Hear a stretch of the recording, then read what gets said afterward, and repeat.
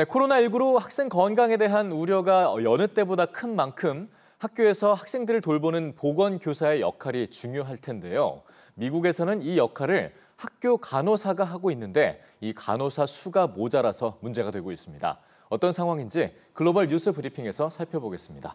금창호 기자, 안녕하세요. 안녕하세요. 네, 자 학부모들의 걱정이 이만저만이 아닐 것 같습니다. 학교 내 간호사가 얼마나 모자른 거죠? 네, 지금 미국 전체 학교의 25%가 이 간호사 없이 학교를 운영 중인 것으로 추정된다고 CNN이 보도를 했습니다.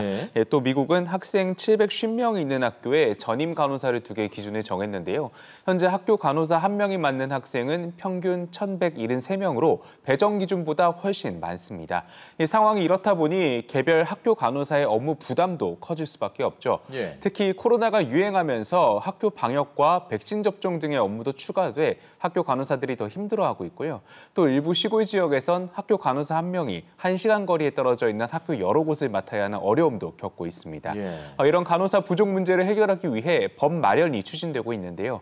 미국 민주당 의원들은 학교에 보조금을 지원해 간호사를 더 고용할 수 있도록 하는 간호사법을 발의했습니다. 네, 자 지금 상황이 또 이런데 소아청소년들 가운데서는 백신을 맞지 못하는 사람들도 많이 있지 않습니까?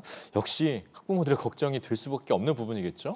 네, 그렇습니다. 미국은 현재 만 12세 이상, 그러니까 우리나라로 치면 중학생부터 코로나19 백신을 맞을 수가 있습니다. 이런 상황에 델타 변이 바이러스가 크게 유행하고 새 학년도부터는 등교 수업도 대폭 늘어 자녀가 감염되지 않을까 걱정하는 부모가 많습니다.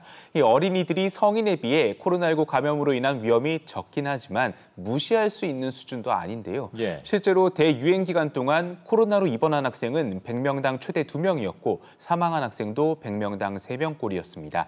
게다가 마스크 의무 착용을 금지한 일부 주의 정책도 부모들의 근심을 키우고 있습니다. 그래서 텍사스주에서는 마스크 착용이 의무화된 지역으로 6살 자녀를 보낸 학부모도 있고요. 또 오클라호마주에선 자녀를 백신 임상시험에 등록한 학부모도 있다고 뉴욕타임스가 설명했습니다. 네, 생각보다 불안감이 큰 것 같은데요. 지금 이런 걱정을 완벽히 끝내려면 사실은 해결책은 백신 접종밖에 없지 않겠습니까? 그런데 지금 만 12세 미만, 그러니까 초등학생 정도 되는 아이들은 언제쯤 백신을 맞을 수 있게 되는 건가요? 네, 그래서 원래 미국에서는 이번 가을부터 만 12세 미만 어린이 대상으로 백신 접종을 할 수 있다는 전망이 나왔었습니다. 하지만 이 안전성과 효과, 또 복용량 등 여러 가지 요인 때문에 다소 늦어졌는데요.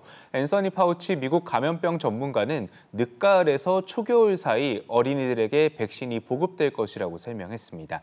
이 만 5세에서 11세 사이 어린이들에 대한 백신 접종이 먼저 진행될 것으로 보이고 생후 6개월 아동들에 대한 백신 허가는 조금 더 시간이 필요합니다. 네, 항상 최우선은 안전성이니까요.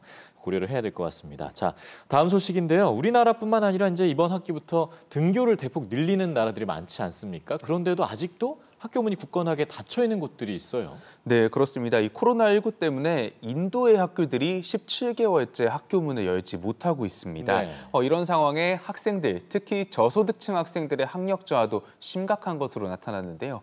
한 조사에 따르면 학생 절반이 단어조차 읽을 수 없는 수준이었고 학생 37%가 학교가 문을 닫은 이후 아무런 공부도 하지 않고 있다는 것으로 나타났습니다. 등교 수업을 못하게 됐으니 원격 수업이라도 해야 할 텐데 그마저도 안 되고 있습니다. 정기적으로 원격 수업을 하는 학생은 8%에 불과했고요. 또 원격 학습을 할 수 있는 스마트폰을 갖고 있는 학생도 9%에 그쳤습니다. 이 조사를 진행한 연구진은 현재로선 전면적인 등교 재개가 힘들 수도 있겠지만 일주일에 한두 번 정도는 학생들이 학교에 나오는 게 좋다고 조언했습니다. 네, 이 학력 저하 그리고 학습 결핍 이런 부분 꼭 좀 해결책이 필요합니다.